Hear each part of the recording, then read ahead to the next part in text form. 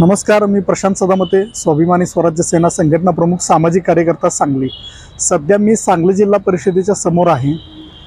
पूर्वी राज्य सरकारनं म्हणजे जी काही कार्यालयीन वेळ होती आणि कार्यालयीन जो आठवडा होता तो 6 दिवसाचा होता आणि सकाळी 10 ते 5, 5:30 अशी ती वेळ होती।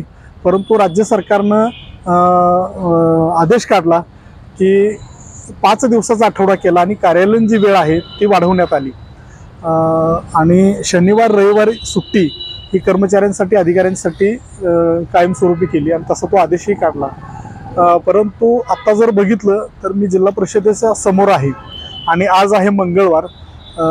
मंगळवार असल्यामुळं जिल्हा परिषद असेल किंवा इतर शासकीय सगळीच कार्यालय असतील, या कार्यालयामध्ये मंगळवार असल्यामुळं लाईट नाही।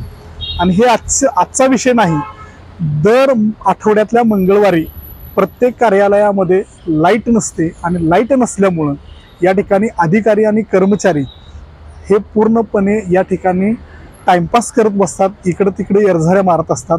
आणि यामुळे माझी एक सरकारला नम्र विनंती आहे, आपण शनिवारच्या ऐवजी रविवार आणि मंगळवार सुट्टी घोषित करावी आणि 5 दिवसाचा आठवडा करावा।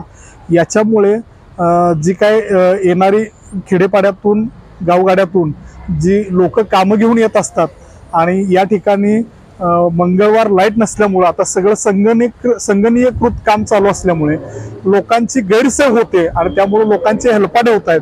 त्यामुळं प्रशासनाच्या वतीनं, सरकारच्या वतीनं या ठिकाणी या सगळ्या गोष्टीची गांभीर्यानं दखल घेऊन मंगळवार आणि रविवार हाच सुट्टीचा दिवस करावा, जेणेकरून या ठिकाणी अधिकारी कर्मचारी लोकांना सेवा देतील।